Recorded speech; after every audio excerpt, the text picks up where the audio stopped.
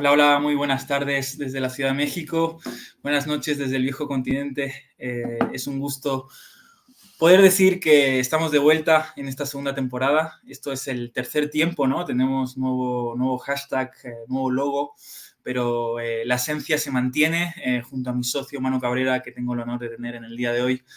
Un personaje al que quiero mucho, hemos compartido grandes aventuras juntos y en el día de hoy pues tenemos la suerte, ¿no? Y el honor de poder regresar con este formato desenfadado, informal, ¿no? Pero que tenemos muchos amigos, muchas amigas que nos han pedido regresar porque es una manera de conectar, de hablar de fútbol, ¿no? De hablar más que de fútbol y conectar, ¿no? Dándose la casualidad de que empiezan dos grandes torneos, ¿no?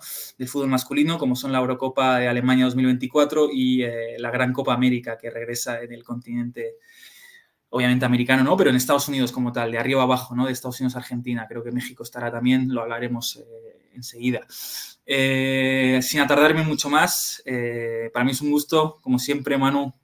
Muy buenas tardes, ¿cómo estás? Hola socio, ¿cómo estás? Saludos desde Guatemala. Gusto verte. Hoy vengo con la casaca de México, es la de 2010, un poquito de presión, ¿no? Porque esta es un año que sé que México lo hizo muy bien, si bien no pasó la famosa barrera, como tú dices, ¿no? Del quinto partido, pero bueno, fue un año en que pudieron ganarle a Francia 0-2, me acuerdo de estar en el Liceo Francés de Buenos Aires, ¿no? Lo vimos en el anfiteatro, tenías que ver la cara de los franceses, ¿no? Era un templo, era una locura. Pero bueno, fue una bonita camiseta, me gusta mucho y veo que tú también vienes bien preparado, ¿no? Bien preparado, pero es una camisa de un país en desgracia. Ningún mundial para Guatemala. Pronto esta es la oportunidad y esta es la edición de esta temporada, digámoslo así, ¿verdad? Es muy bonita, hay varias formatos de la camisa que me parecen que son preciosas y tienen un estilo como maya, ¿verdad? Uh-huh. Pero es muy, muy interesante. Pero hoy no venimos a hablar de camisas, Jorge. Hoy, ¿de qué venimos a hablar? Pues más que de fútbol, hermano. No sé cómo describir este gran programa que tenemos a día de hoy. Empezamos, ¿no? Este es el primero de una gran serie que haremos a lo largo del verano. Como dije, ¿no? Cubriendo Eurocopa, Copa América, con nuevos invitados, grandes sorpresas, ¿no? Manu, no sé con qué te gustaría empezar. Pues fíjate que un amigo ayer, que es salvadoreño, de hecho, me decía que de las cosas menos importantes, el fútbol es la más importante. Y quería comenzar con una citación algo larga de un escritor ínclito, y quiero que adivines de quién es esta famosa citación. Y Fíjate que... comienzo, Adelante, adelante. dale. Porque el fútbol es el espejo del mundo y en mis libros yo me ocupo de la realidad. La realidad es una señora muy loca que habla de día y de noche, en sus horas de vigilia y mientras duerme o se hace la dormida, en las horas del sueño y de la pesadilla. Yo soy un escuchador de sus voces. Quiero escuchar lo que ella cuenta para contárselo a los demás. Por eso me interesa la realidad que fue, la que es y la que será. Y el fútbol es una parte fundamental de la realidad. Siempre me pareció muy indignante que la historia oficial ignorara esa parte de la memoria colectiva, que es el fútbol, en países como los nuestros, como el tuyo y como el mío. ¿De quién pensás que es la citación, Jorge? Fíjate que por como lo comentas veo mucho lirismo, ¿no? Mucha poesía, mucho humanismo detrás de lo que es fútbol. Eh, Podrían ser muchos autores, pero se me viene a la cabeza Eduardo Galeano. Dime tú si estoy en la buena línea o no. Es correcto, el famoso Eduardo Galeano, escritor, sobre todo tiene un libro muy famoso, El fútbol a la sombra y el sol, que de hecho tú me regalaste en 2019 en París durante nuestros estudios. Fascinante libro. Y quería comenzar con esto para hablar de fútbol, claro, pero el fútbol tiene un desemboque y el desemboque es la sociedad, ¿verdad? Entonces, quería comenzar y te tiro la pelota a ti ahora, ¿verdad? ¿Por qué la Eurocopa? Contame un poco sobre la Eurocopa, cómo comienza, cuál es su historia, cuál es la primera edición. Contanos un poco, Jorge. Gracias, Manu. Pues sí, totalmente, ¿no? Qué gusto empezar antes que nada, ¿no? Con Eduardo Galeano, ¿no? Por presentar el fútbol de esa manera, ¿no? Desde una perspectiva humana, cultural, ¿no? Alejándose un poco de las estadísticas, de los análisis técnicos, ¿no? Porque el fútbol al final se convierte en un reflejo de la vida misma, ¿no? Con sus alegrías, tragedias, contradicciones, con crítica social, política, pero también es una celebración de lo que es la pasión popular, ¿no? Entonces, bueno, es un gusto empezar con esta gran citación en nuestra segunda temporada. Y hablándote un poquito de la Eurocopa, ¿no? Que es el torneo del cual vamos a hablar, del cual vamos a cubrir junto a la Copa América, pues es muy interesante porque al final une mucho también lo que es política y el nacimiento del proyecto de la Eurocopa justamente pues tiene sus raíces, Manu, en 1950, ¿no? Fue justamente en la posguerra, ¿no? En la Segunda Guerra así es, la Segunda Guerra Mundial, pues se hablaba, ¿no? De hacer un torneo de selecciones nacionales.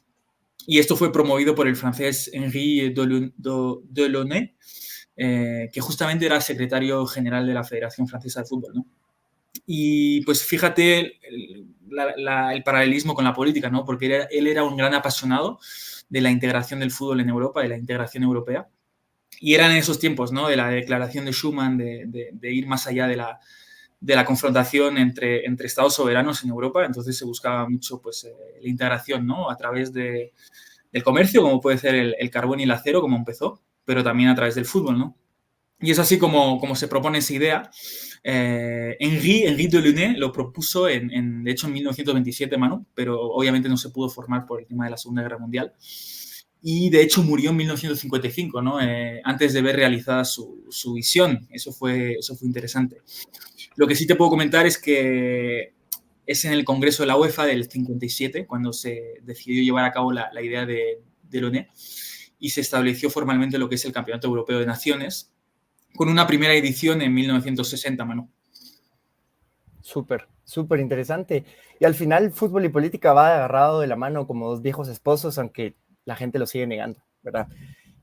Ahora te quería hacer una pregunta interesante porque en la Eurocopa surgió esto, pero nosotros en Guatemala le decimos globito cuando alguien tira un penalti y va así. Los italianos le dicen cucchiaio, que quiere decir cuchara, ¿no?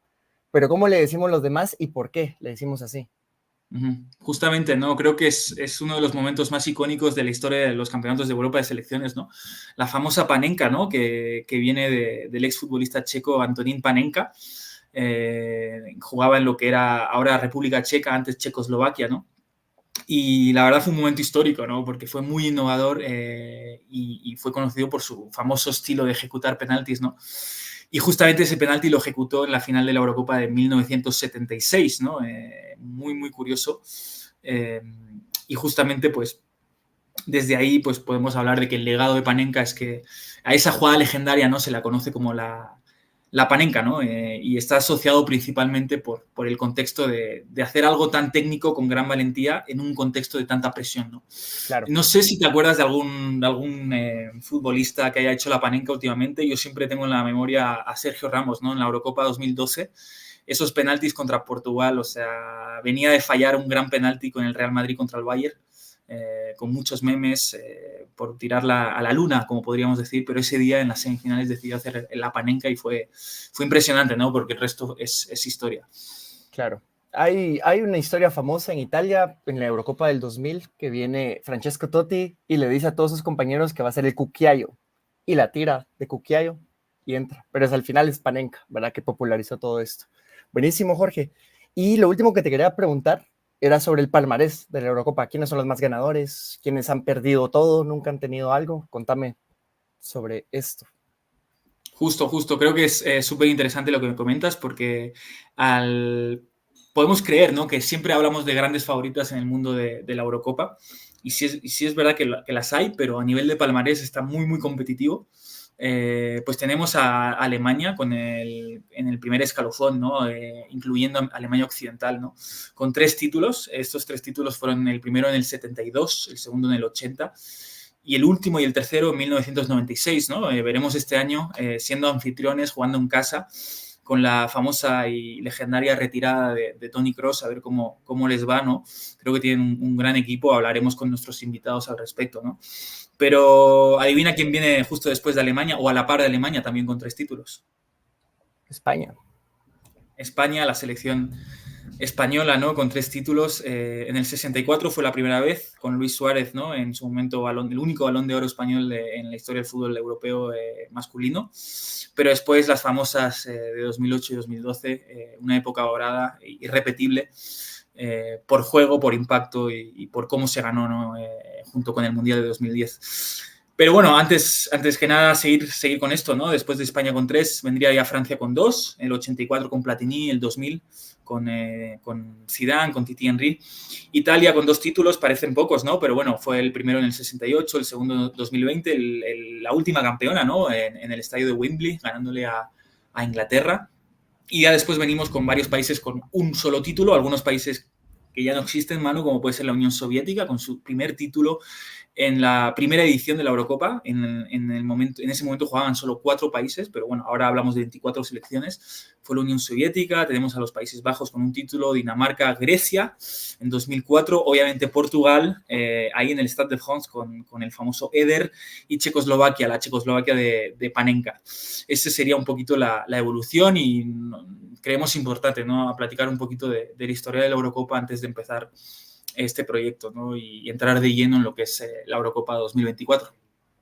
Buenísimo, Jorge. Y lo que hablábamos antes, ¿verdad? Y uno de nuestros invitados nos va a hablar un poco de eso, pero veníamos hablando de que era un proyecto de integración, ¿no?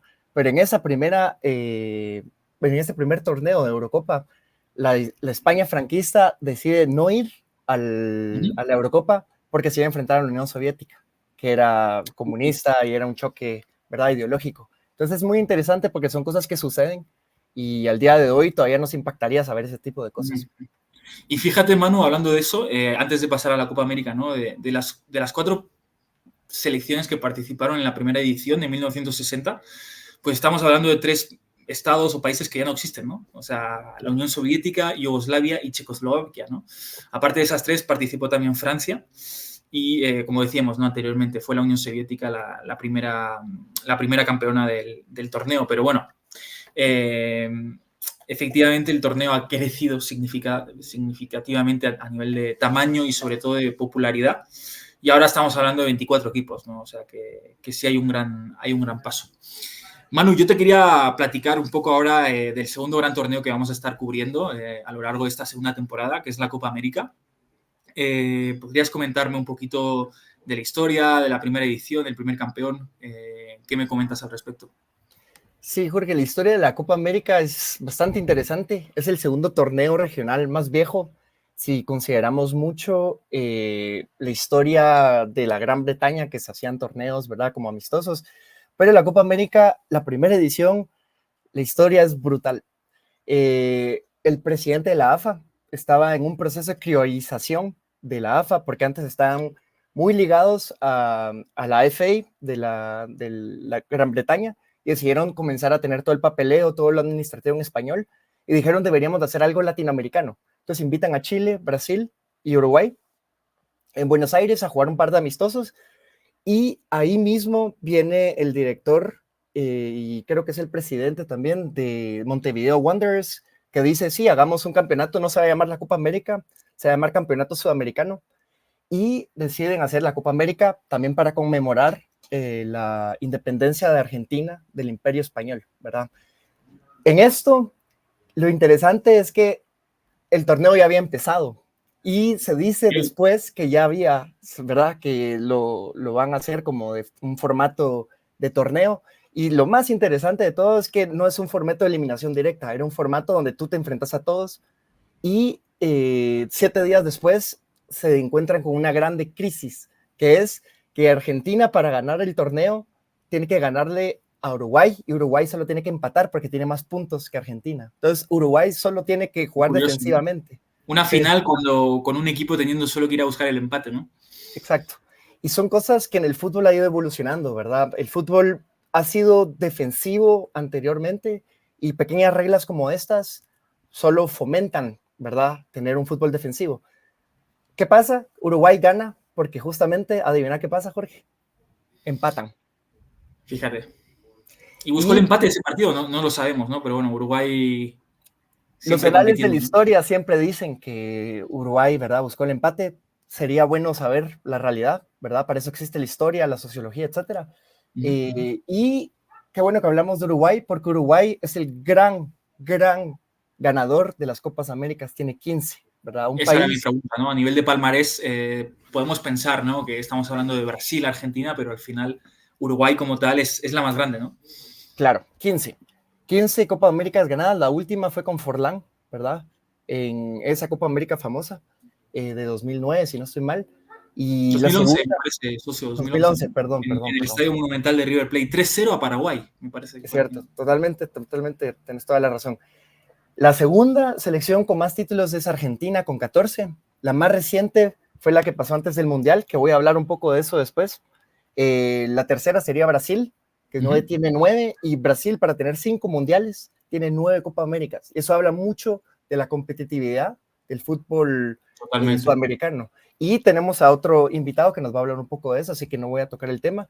Y los demás títulos son mucho más escasos. Y América Latina es un poco la subregión de la desigualdad, porque tenemos estos 3 países y luego hay una gran brecha. Paraguay tiene 2 títulos, Perú tiene 2 títulos, Chile tiene 2 títulos, Bolivia tiene 1 y Colombia tiene 1. Fíjate. México no tiene ninguno, entonces, Manu. Ni Estados Unidos, por ejemplo. A ti te van a desheredar porque yo sé que tu suegro es mexicano, así que tené cuidado. No, Pero sí, no, sí. México no tiene, pero compite en otra área también, ¿verdad? Han estado invitados en las Copas Totalmente. Américas, claro, como algunos equipos mexicanos también a nivel de clubes han estado invitados a la Libertadores, pero han perdido todo. Uh-huh. Creo que eso es uno de las características, ¿no? Al final es un torneo que ha ido evolucionando, como bien decías, ¿no? A nivel de formato, a nivel de partidos, etcétera.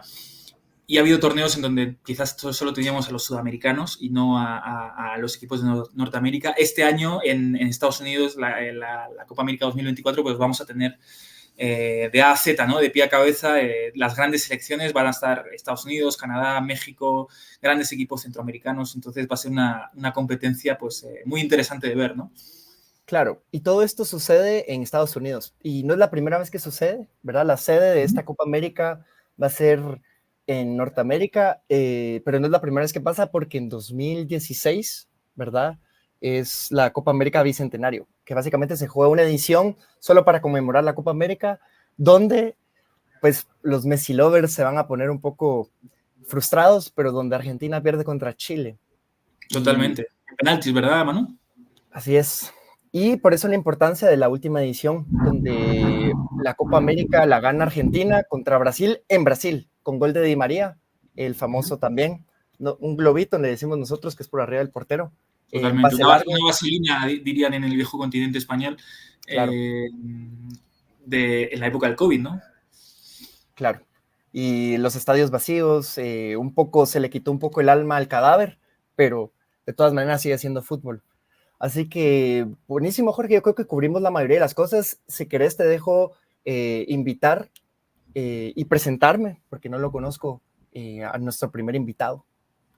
Buenísimo, socio. Pues qué gusto, ¿no? Estos primeros 20 minutos, ¿no? Poner un poquito en contexto la historia, ¿no? Tanto de la Eurocopa como de la Copa América. Tenemos muchísima ilusión y creo que vendrán grandes partidos y grandes torneos, ¿no? Que podremos cubrir en el tercer tiempo. Pero bueno, llegó el momento, ¿no? De presentar a nuestro primer invitado desde México, Chilango, Ciudad de México. Un querido compañero también del mundo del liceo francés, que ha tenido la oportunidad de estudiar una maestría en geopolítica, ¿no? En París, en el IRIS, si no me equivoco, ahora Javi nos vas a confirmar. Es un amigo que la verdad siempre es un gusto poder compartir con él. Tenemos el fútbol en común, pero otras muchas cosas. Y la verdad he aprendido mucho con Javi Olivo. Es una persona que, bueno, une mucho lo que es geopolítica con fútbol, ¿no? Es difícil de saber qué equipo sigue en España, en México, pero siempre ve el fútbol desde un ángulo social político y siempre es muy interesante escucharlo hablar. Además de que es buen jugador.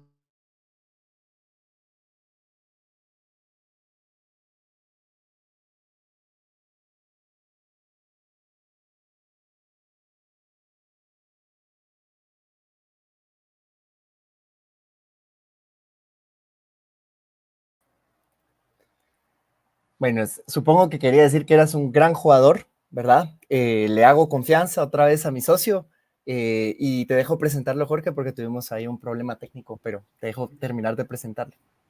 Gracias, Manu. Así es, estamos en un día de muchos rayos, ¿no? Pero bueno, aquí estamos. Sin más, doy la bienvenida a Javi Olivo, Xavi Alonso, Xavi Hernández para otros. Es un gusto tenerte en el tercer tiempo. Xavi, ¿cómo estás? Hola, hola a todos. Muchas gracias otra vez. Jorge, Manu, muchas gracias por la invitación. Como dice Jorge, pues somos amigos que nos une no solo el fútbol, sino mucho más, geopolítica, amistad, etcétera. Y nada, pues aquí yo igual vengo de gala con un uniforme que reconocerán, supongo. Cuéntanos, Javi, un uniforme histórico pero polémico a la vez, ¿no? Porque entiendo que no están en la Eurocopa este año. Exacto. Yo siempre que me pongo este uniforme, lo primero que digo es, esto no es un posicionamiento político, esto es un posicionamiento deportivo. Así que yo no represento a ningún gobierno, yo solo vengo a disfrutar el fútbol de todas las naciones. Así que a mí siempre me ha gustado mucho el fútbol ruso, el fútbol en general de las repúblicas exsoviéticas. Entonces, pues hoy me gustaría hablar un poco de eso. Justo, Xavi, y antes que nada, antes de platicar un poco sobre el tema, ¿no? De lo que nos vas a comentar, no sé si Manu tienes una pregunta antes que nada, pero sería un poco, ¿cuál es tu visión, ¿no? El hecho de que Rusia no esté participando, si esté Ucrania, entiendo que obviamente no es una posición política que tienes con esta camiseta, pero ¿te parece que el fútbol tendría que, o la UEFA habría tenido que permitir a Rusia participar como tal en esta Eurocopa? Pues mira, es una pregunta difícil, siempre hay diferentes posturas. A mí en lo personal no me gustan ese tipo de sanciones. Desde los Juegos Olímpicos a mí no me gustó que le hayan impedido a los deportistas rusos participar por diferentes razones. Está el tema del dopaje, pero también hay muchos temas políticos y es un tema del que igual voy a mencionar, pero es siempre este tema del West versus the Rest, en donde siempre se ven estas divisiones. Ahorita que hable de Rusia voy a platicar un poco de eso, pero a mí no me gusta este tipo de sanciones. Se podría hacer lo mismo con otros países. Podríamos hablar de Israel, de Palestina, de Georgia, de Ucrania, de Rusia, de tantos otros lugares, pero pues uno sabe que siempre hay países un poco más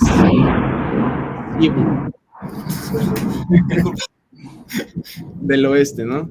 Entonces a mí en lo personal no me gusta, pero bueno, yo creo que Rusia tiene que hacer lo que puede con este tipo de sanciones y ya platicaremos más de eso.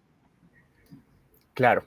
Y lo interesante es que estamos hablando de un país ya insertado, ¿verdad? Después de los 90, con la implosión de la Unión Soviética, se creía en los años 90 que Rusia iba pues, a estar presente en todo el escenario internacional, cuando en realidad cada vez está más excluido y se siente como si tuviéramos una política de contención hacia Rusia, ¿verdad?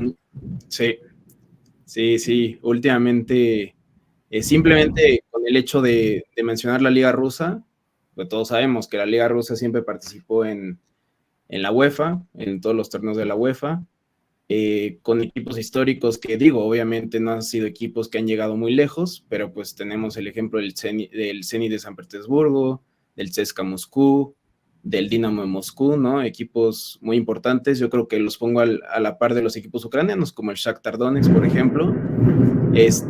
Pues que sí, que ahorita se les quita esa oportunidad y también se me hace un poco triste que, pues, ya sabes, pues en ese tipo de ligas hay jugadores de muchos otros países, como por ejemplo hay un mexicano ahora en el Dinamo de Moscú, que a nosotros nos emociona mucho, pero al mismo tiempo decimos, qué lástima que ahorita no pueda jugar un torneo europeo, ¿no?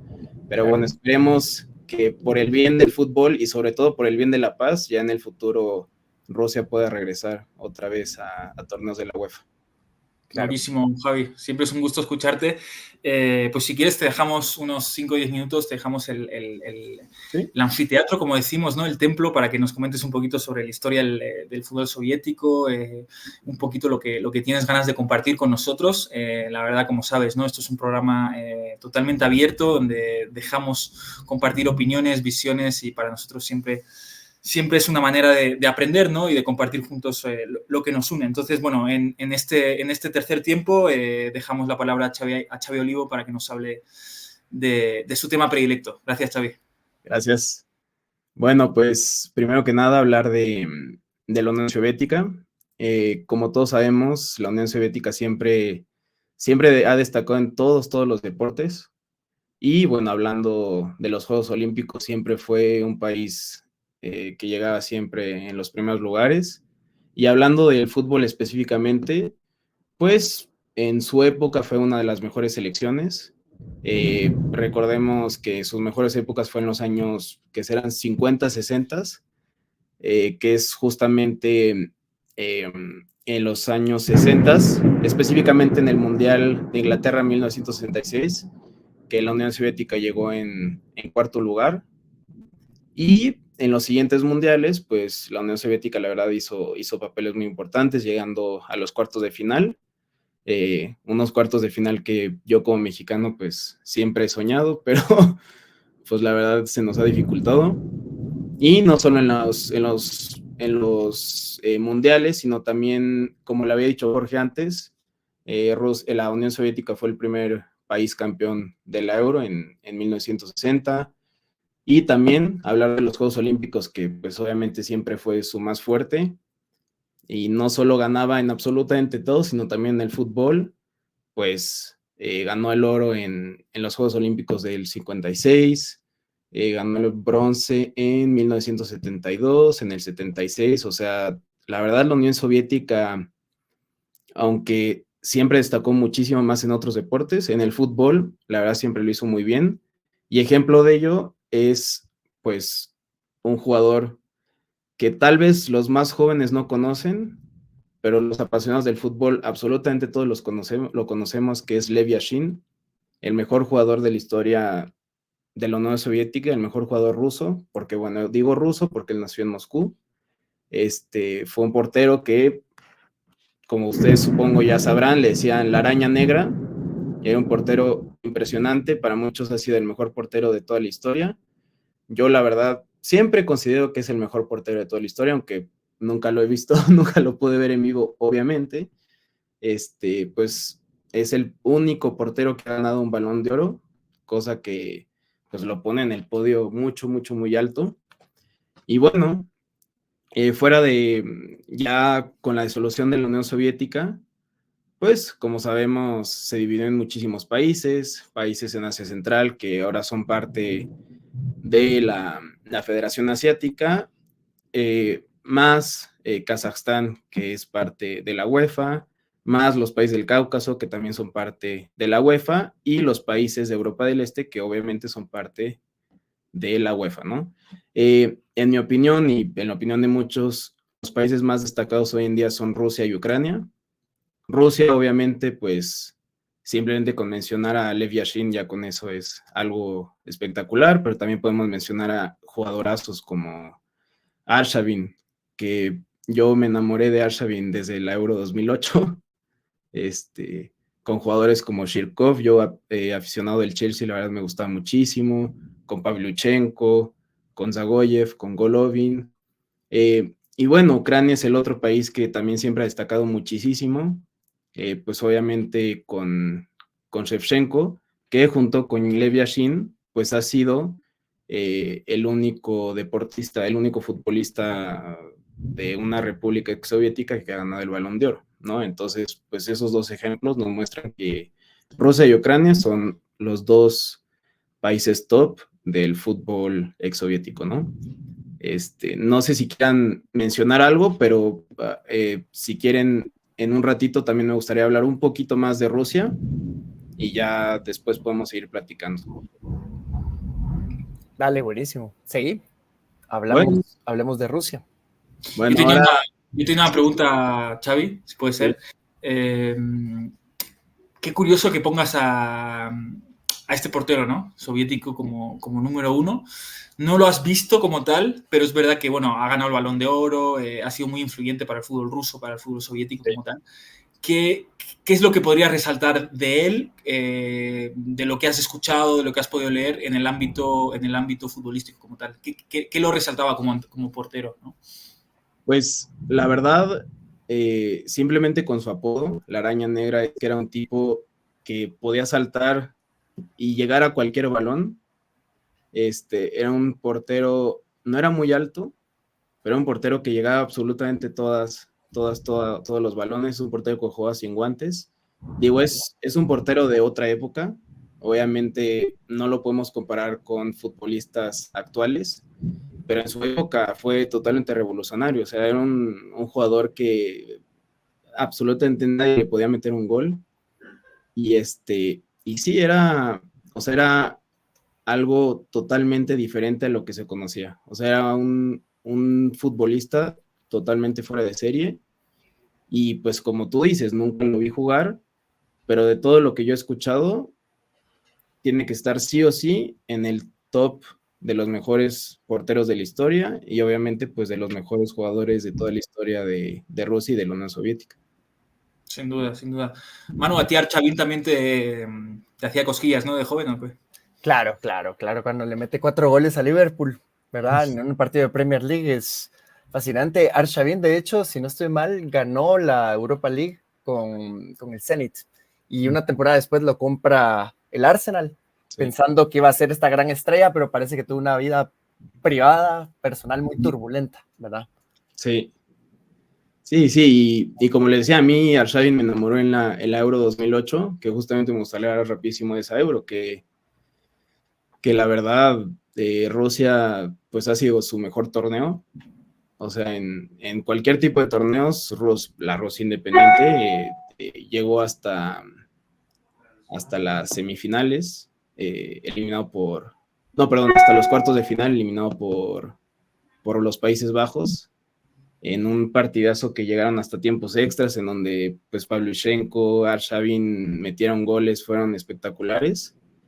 Y sí, a mí Arshavin también cuando lo veía jugar con el Arsenal me emocionaba mucho, pero sí, la verdad es que pues su vida privada no lo dejó destacar mucho más.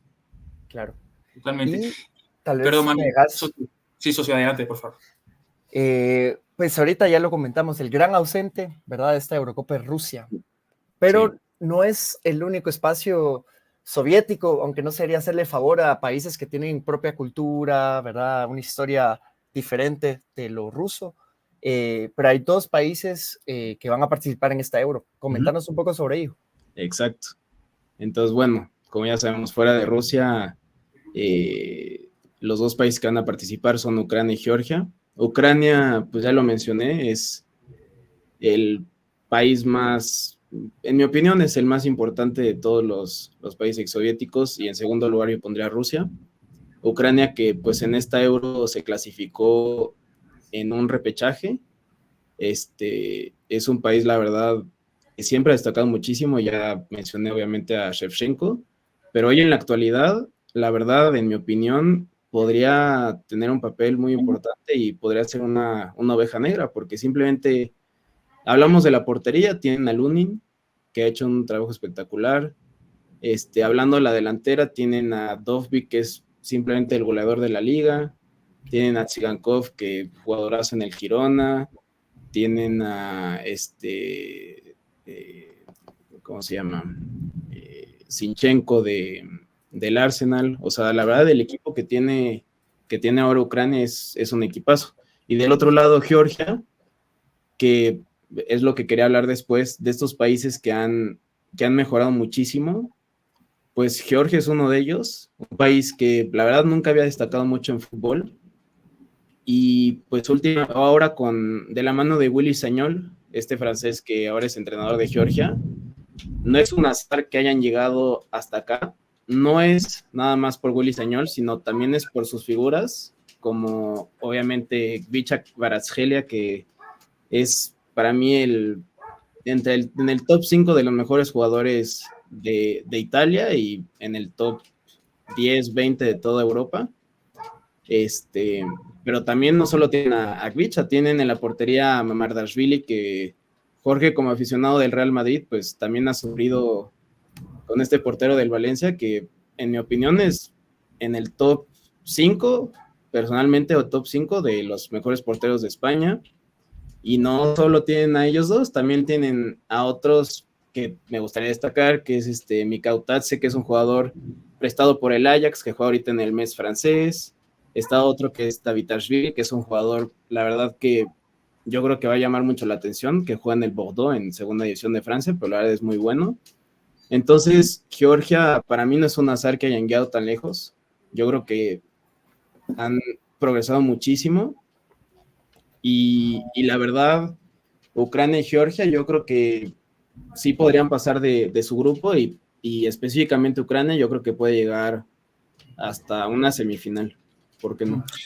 Y Xavi, vamos a recordarlo, ¿no? Justamente hablando de eso, pues como tal, Georgia está en el último grupo, el grupo F, y se va a encontrar con Turquía, Portugal y República Checa. Entonces, sí, bueno, es un grupo que, salvo Portugal, que es el equipo que tendría más nombres y la verdad lo está haciendo muy bien con Roberto Martínez, ¿no? Pleno de victorias, ¿no? En la clasificación para esta Eurocopa. República Checa, Turquía, son equipos duros, pero Georgia ahí, ¿tú le ves alguna posibilidad? Pues siendo su primer torneo, la verdad es muy difícil, pero yo la verdad, en el fútbol nunca doy nada por sentado, entonces yo creo que podría pasar y de todos los grupos creo que les tocó uno de los más accesibles. O sea, con Turquía, yo creo que Turquía está un escalón por arriba, pero yo creo que tienen para pelearle. Si a Grecia le pudieron ganar, yo creo que a Turquía podrían sacarle un empate o ganarle. Portugal, ese sí es muy difícil, la verdad no creo que puedan ganarle, pero con República Checa también, yo creo que un buen partido contra República Checa igual, podrían empatar o ganar y en una de esas podrían pasar de ronda. Perfecto. Ahora en el debate con el segundo invitado, pues ya platicaremos un poquito más, ¿no?, de todo esto. Javi, la verdad que te agradecemos muchísimo. Yo tengo una última pregunta y dejamos a Manu la última pregunta antes de pasar al segundo invitado. Me ha interesado muchísimo, ¿no?, lo que comentabas del fútbol ruso.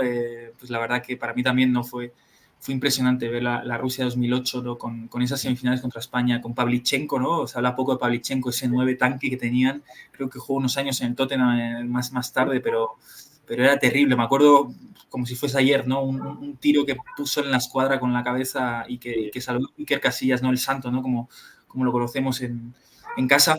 Pero sí, una gran selección. Y me gustaría preguntarte, antes que nada, decirte, bueno, que hablando del grupo de Georgia, el grupo de Ucrania, pues puede ser también muy interesante, ¿no? Grupo E, Bélgica, Eslovaquia, Rumanía y Ucrania, así que también lo veo bastante abierto.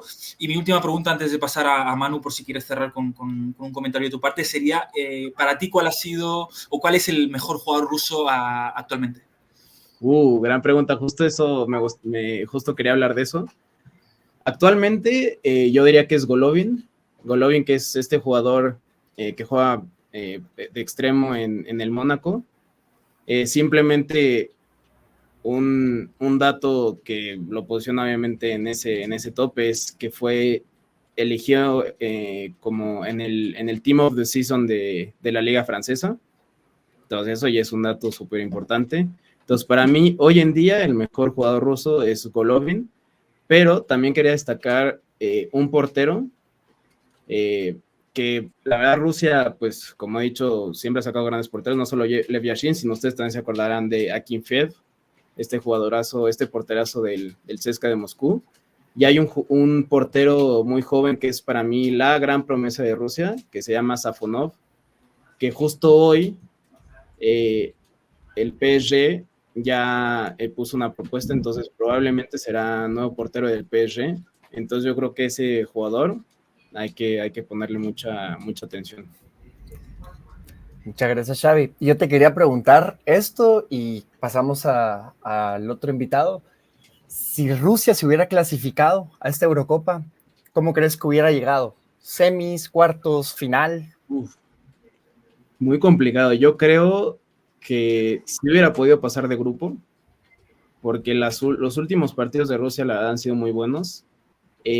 Justo nada más una pequeña paréntesis que es muy importante en este tema geopolítico, como lo había dicho, siempre en este tema de the West versus the rest, pues también en los juegos amistosos esto, ¿no? Rusia, los últimos partidos amistosos que ha jugado, pues ha sido con países que se consideran un poco como the rest, ¿no? Como fuera de la parte oeste del mundo. Jugaron partidos con Tayikistán, con Uzbekistán, con Irak, Cuba, Kenia. Y la verdad, digo, son países de no muy alto nivel, pero la verdad han jugado muy, muy bien. Y yo creo que en una de esas sí se hubieran podido meter, no en una semifinal, pero en unos cuartos, simplemente con ver el Mundial 2018, que digo, obviamente era en su casa, pero no muchos le tenían confianza y pues eliminaron a España. Entonces, yo creo que Rusia siempre es uno de esos países que aunque no tengan forzosamente a los mejores jugadores, siempre pelean por todo. Y sí, yo creo que unos cuartos hubiera sido algo que yo imagino. Súper, Xavi. Pues muchísimas gracias, Xavi. La verdad que se pasa muy rápido el tiempo hablando contigo de fútbol Sí. y eso es bueno. Quédate por favor con nosotros. Vamos a pasar con el segundo invitado y abrimos una ronda de debate de lo que se nos viene con la Copa América y Eurocopa 2024, ¿vale? Perfecto, gracias. Gracias, Javi. Buenísimo. Entonces paso a introducir a nuestro otro invitado, ¿verdad? Y yo te quería decir, socio, que este es un mundo de seda. Todo el mundo tiene una máscara, un antifaz o incluso guantes para robar. Fíjate. Pero este amigo tiene una capa. Es mi héroe futbolístico. Es un colombiano adaptado y adoptado también por Guatemala. Es un aficionado con cerebro de director técnico y sobre todo es un amigo disfrazado de hermano, ¿verdad? Él ha estudiado comunicación y está sacando ahora una maestría en management. Su sueño es justamente vivir del fútbol y sinceramente yo no solo lo espero, sino sé que va a vivir del fútbol y es un gran amigo el que te voy a presentar. Samuel Prieto es, como te digo, colombiano y nos va a hablar un poco de la Copa América y sobre todo de Colombia. Hola Samu, ¿cómo estás? Hola Manu, es un montón la presentación, gracias. Yo también te considero un hermano, como tú lo dices. Jorge, que gusta igual acompañarlos, a Xavi, que lo estuve escuchando atentamente. La verdad que interesantísimo todos los puntos que él decía. De acuerdo con lo de, digamos que ya, digamos, hubo como un límite con este bloqueo que está sufriendo Rusia, no solo a nivel futbolístico, sino también a nivel deportivo. Tenistas, atletas de todo tipo han tenido que sufrir estas consecuencias que, digamos, son en parte ajenas a ellos, ¿no? Pero, y es una pena porque también, digamos, como a todos ustedes, a mí Rusia me llamó mucho la atención desde el 2008, principalmente desde la figura de Andrei Arshavin y porque mi selección europea siempre ha sido Países Bajos, antiguamente Holanda, más popularmente conocida. Y tienen ese enfrentamiento y es Rusia la que elimina a Holanda. Entonces, desde ahí hay como me quedo muy prendido de lo que es la selección rusa. Por cierto, siempre me fascinaron mucho las indumentarias. La camiseta que tiene Xavi es lindísima. Muy lindas, todas muy lindas, top. Gracias. Y bueno, para también agregar un dato que digamos, une algo de nosotros como invitados. El primer mundial que disputa Colombia es Chile 1962 y se enfrenta justamente a la Unión Soviética. En un partido que quedan 4-4, estaba Yashin en el arco de la Unión Soviética y se da una particularidad: el primer gol olímpico en la historia de los mundiales se lo anota Marcos Kol a Lev Yashin, justamente, en ese mítico 4-4, en el primer campeonato del mundo de Colombia, en Chile 62. Es una historia muy particular que recordamos todos. Yo, pues, obviamente tampoco vi a Yashin, ¿verdad? Por un tema de historia y de edad, pero siempre está ese dato, ¿no? De que los enfrentamos y que un colombiano le hizo un gol olímpico a Yashin, así que como para empezar y unir ambas cosas. Y es muy interesante esto que comentás porque en la memoria colectiva, y así comenzamos con la citación, ¿verdad? La memoria colectiva y cómo Colombia se mueve por el mundo. Todo colombiano que se respeta sigue a los colombianos a través de Europa, a través de Sudamérica, a través de Norteamérica. Y es fascinante. Todos mis amigos colombianos son así, ¿verdad? Todos siguen a Colombia y creo que es algo casi único en el mundo, ¿verdad? Y justo venimos a hablar de la Copa América con vos, pero desde el punto de vista de Colombia, ¿verdad? Entonces te queríamos hacer un par de preguntas. Te dejo con esta pregunta que justo hablamos de Europa, ¿verdad? Y quería ver cuál es el contexto actual del fútbol sudamericano contra el europeo. ¿Cuál es la diferencia? ¿Qué está pasando? ¿Por qué hay una brecha? O si hay una brecha, ¿verdad? Bueno, realmente, Manu, siempre hubo ese debate de, sobre todo, Sudamérica contra Europa, ¿no? Digamos, hay como una división a nivel americano, porque siempre Sudamérica se ha querido como dividir del resto, futbolísticamente hablando, particularmente porque tiene la presencia de los tres grandes, que son Brasil, Argentina y Uruguay. Pero después han surgido países como Colombia que han sabido tener una identidad futbolística, y en el último tiempo hubo mucho ese debate. Antes de la Copa del Mundo de Qatar estaban las palabras de Mbappé, sobre todo, que decía que el fútbol sudamericano ya no era tan fuerte, que las europeas ganaban absolutamente todo, y antes de eso pues estaba haciendo así. Igual recuerdo unas palabras de Thomas Meunier, un lateral belga que estuvo en el Borussia Dortmund, tú lo conoces muy bien, también más o menos decía algo parecido en un tiempo, que a las europeas como que les convenía solamente enfrentarse entre ellas, porque no había un buen nivel, ni siquiera en América Latina, que es el continente futbolísticamente hablando que más se le equipara a Europa. Y viene este campeonato del mundo de Argentina, que en lo personal a mí me causó un poco de ¿cómo decirlo? De discordia, pero también al mismo tiempo me causó alegría, porque como sudamericano, digamos, había que volver a sentir eso que hace mucho no sentíamos. Desde Brasil en el 2002 no teníamos un campeón del mundo, y se menospreció mucho al fútbol a través de estas declaraciones. A pesar de que el futbolista sudamericano seguía siendo bien apreciado, el fútbol de selecciones estaba siendo visto por debajo del hombro, porque pues sí, habían una seguidilla de campeones del mundo europeos.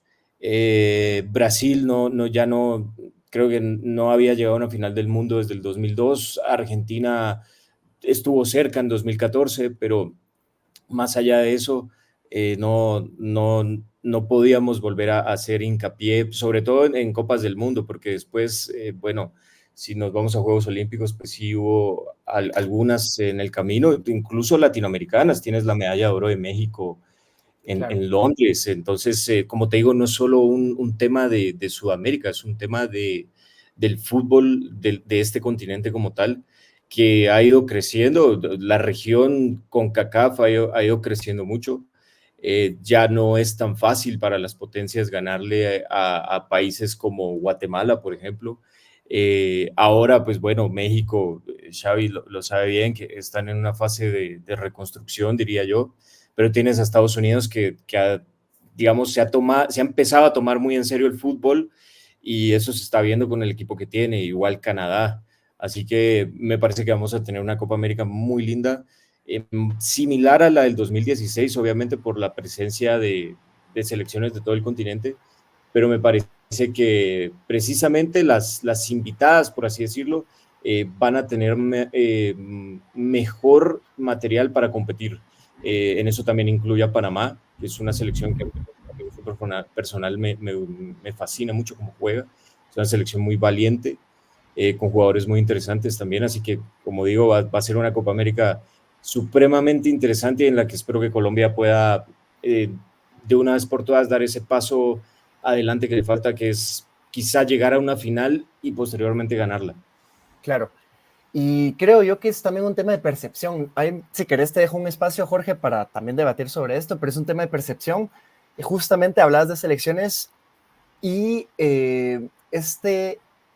como esta idea de que el fútbol sudamericano es inferior viene por los estados de los clubes en Sudamérica, ¿no? O sea, ves que Boca hay un brain drain, ¿verdad? Hay no recuerdo la palabra en español ahora, una fuga de cerebro, pero que jalan a los jugadores muy pequeños y el resto se va a retirar, ¿verdad? A sus respectivas ligas. Y es una percepción del europeo que se tiene, que las ligas no son suficientemente competitivas. ¿Qué pasa? que luego tenés a jugadores estrellas sudamericanos jugando en clubes europeos, ¿verdad? Pero es esta percepción como de colectivo, ¿no? De que allá no se juega tan bien al fútbol como acá. No sé qué pensás, Jorge.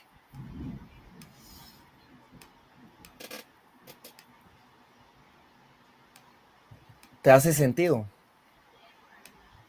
Una disculpa, estaba con un problemita. Sí, Samu, la verdad es súper interesante lo que comentas y creo que justamente a raíz de las palabras de Mbappé, y ahora contesto a tu pregunta, Manu, pues se ha creado un poco ese debate un poco mentiroso, ¿no? Entre fútbol latinoamericano, fútbol europeo, y hay que entender que hay pues grandes diferencias, ¿no? entre uno y el otro. Yo la verdad respeto muchísimo el fútbol latinoamericano, o sea, no es lo mismo en una misma competición, ¿no? Tener que jugar de local al nivel del mar en Buenos Aires e irte a La Paz, ¿no? A tener que jugar con equipos como Bolivia, con todo lo que supone el trayecto, con todo lo que supone jugar con altura. Hay muchas ariscas, hay muchos criterios y pequeños detalles que quizás el fútbol europeo pues lo tiene quizás todo más homogéneo, más fácil. Sí creo que hay una visión también un poquito errónea de lo que es la Eurocopa, de lo que es la clasificación para la Eurocopa. He visto mucha crítica, ¿no? del latinoamericano diciendo que mira, qué fácil es jugar la Eurocopa porque ya de por sí la clasificación es una broma para las grandes selecciones, ¿no? Ya de por sí hay una clasificación para ese torneo, cosa que no hay en la Copa América, que lo entiendo también por número de miembros, pero hemos visto, ¿no? A lo largo de los últimos 10, 15 años grandes selecciones que se han tenido que quedar fuera de jugar la Eurocopa, ¿no? Y eso también porque creo que hay un equilibrio y los equipos pequeños, medios han subido el nivel en Europa, lo que está haciendo que sea mucho más interesante ver una Eurocopa con equipos como Georgia, Ucrania, donde sí. La distancia con los grandes, con una Inglaterra, con una Alemania, quizás no es tan grande como uno piensa, ¿no? Pero volviendo a tu pregunta, Manu, que me comentabas, ¿no? Del fútbol áspero, ¿no? Si me lo puedes repetir, por favor, para no meterme en un charco. No, justo lo respondiste, ¿verdad? Que es un estilo de percepciones, ¿verdad? De una percepción del latinoamericano al fútbol europeo y el del europeo al latinoamericano. Y hay connotaciones, ¿verdad? Coloniales que pueden venir adentro, hay connotaciones de, ¿verdad? Del viejo mundo contra el nuevo mundo, etcétera. Claro. Pero si querés, dejamos a Samu exponer, ¿verdad? No te veo solo como colombiano, pero hoy representas a Colombia. Y Jorge, hablabas un poco de la geografía, ¿no? De ir a competir a Bolivia, ¿verdad? La Paz, a la altura. Imagínate lo que será competir en Barranquilla con 40 grados, ¿verdad? A las 3 de la tarde. Entonces, Samu, yo te dejo exponernos sobre las diferentes grandes selecciones que ha tenido Colombia. Y por favor, adelante, el piso es tuyo. No, bueno, gracias, Manu, Jorge. Sí, pues ya entrando de lleno a lo que es Colombia, pues la primera participación a nivel de Copas del Mundo fue esa que mencioné. Luego tiene un bache grandísimo, que es extraño porque a nivel local, digamos, vivía la época del Dorado, donde muchos jugadores extranjeros llegaban a jugar. El más importante de todos fue Alfredo Di Stéfano, que jugó en Millonarios.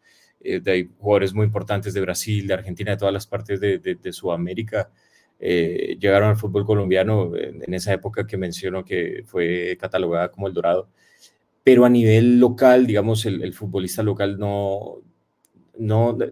estaba como un poco rezagado, digamos. Tuvimos figuras en ese tiempo, el más importante tal vez Willington Ortiz, la gente mayor te habla de que fue un jugador descomunal, que probablemente fue el jugador más talentoso que ha tenido Colombia, pero no se sabe mucho por eso, porque vivió en esa época en la que Colombia no resaltó ni a nivel regional, ni a nivel de Copas del Mundo, ni nada.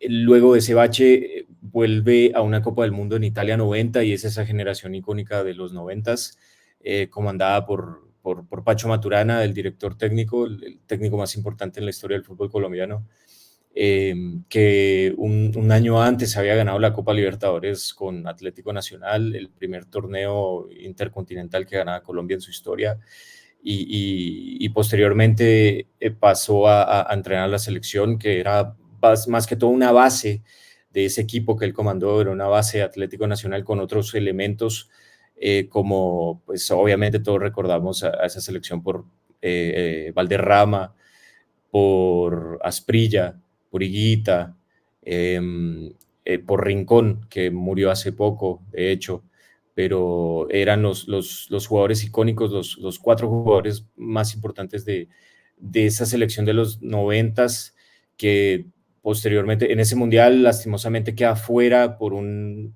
error de René Higuita, justamente, que tenía esa particularidad de ser un arquero adelantado a su época, porque hacía lo que ahora piden los técnicos que tengan los arqueros, de ser valientes con la pelota, de ser el primer hombre en ataque, ¿sí? de salir del área, de ser casi un líbero. Él lo hacía, y lo hacía de una manera loca, por eso su apodo era el Loco Higuita, y intentó eludir a Roger Milla, un veterano camerunés, de los grandes delanteros que ha tenido África en toda su historia. Pierde la pelota y bueno, le queda al delantero camerunés rematar a placer, pierde 1-0 ese partido en octavos de final y se va para la casa. Posteriormente en Estados Unidos 94, Colombia llega con grandes expectativas porque en las eliminatorias le gana a Argentina 5-0 en Buenos Aires, un partido mítico, brutal, histórico, quizá el partido más de los top 3 de los partidos más importantes en la historia del fútbol colombiano. Y a raíz de eso, Rey Pelé dice que Colombia era favorita a ganar el Mundial de Estados Unidos 94. Pues aparentemente fue la mufa o la sal, como ustedes lo quieran llamar, porque Colombia fue un desastre ese Mundial. Se va en fase de grupos, pierde con Rumania 3-1. George Hagi nos hizo la fiesta. Luego pierde con Estados Unidos, un partido también duro de recordar, porque hay un autogol de Andrés Escobar, jugador de Atlético Nacional, mítico también de esa época, y luego enfrenta a Suiza o Túnez, no recuerdo, creo que Suiza o Túnez, uno de dos, y gana, pero ya no le alcanza. Entonces se va, queda eliminado. Decía, ese partido con Estados Unidos es muy duro de recordar, porque a raíz de ese autogol asesinan a Andrés Escobar a su llegada de Colombia. Tenía al parecer un tema de pleitos con narcotraficantes.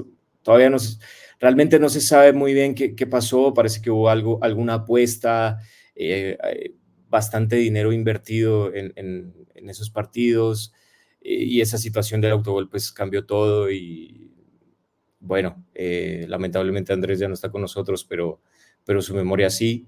Fue un jugador muy importante para Nacional, sobre todo en esa Libertadores que mencionaba.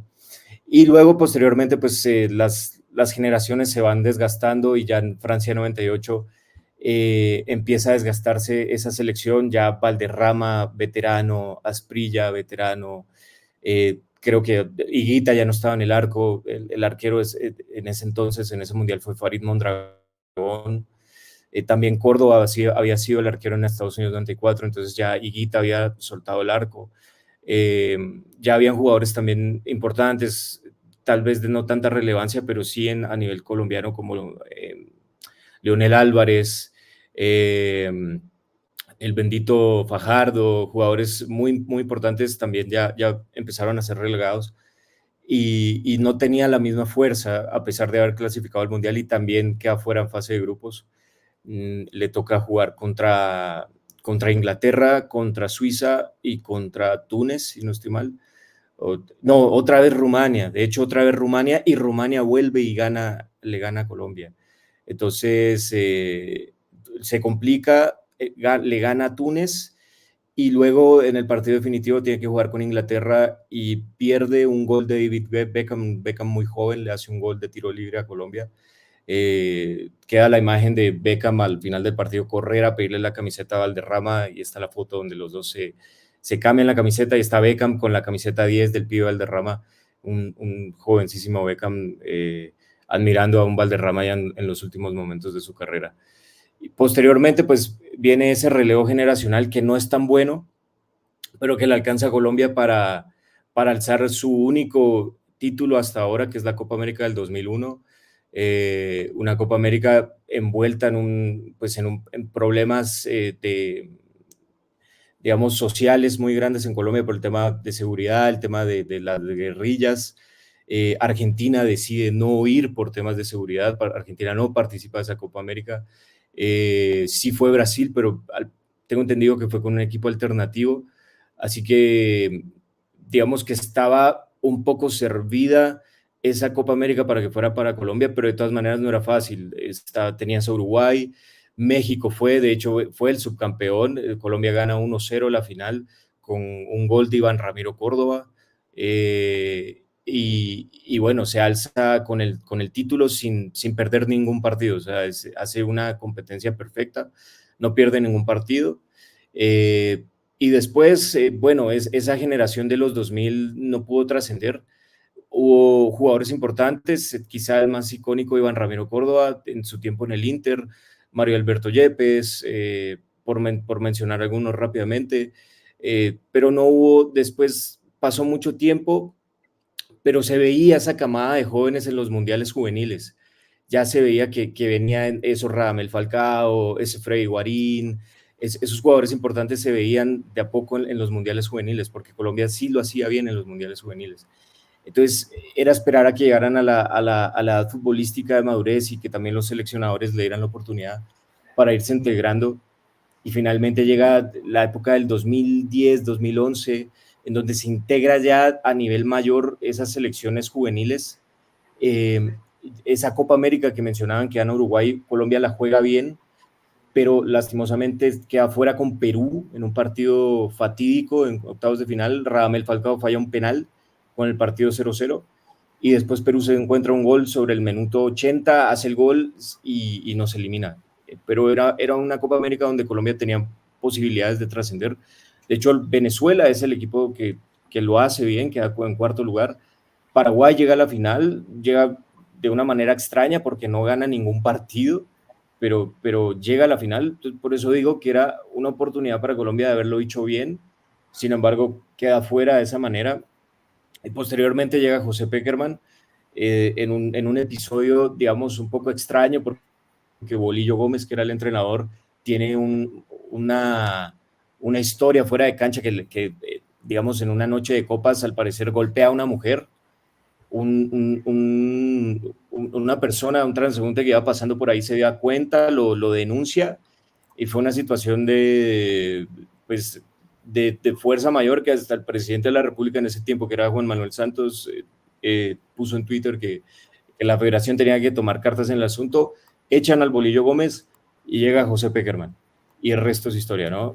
Ya todos sabemos la revolución que hizo Pekerman, el cambio de mentalidad, sobre todo, de hacerle creer al jugador colombiano que era posible ganar, que era posible insertarse en los mejores equipos, comandado por un gran Radamel Falcao.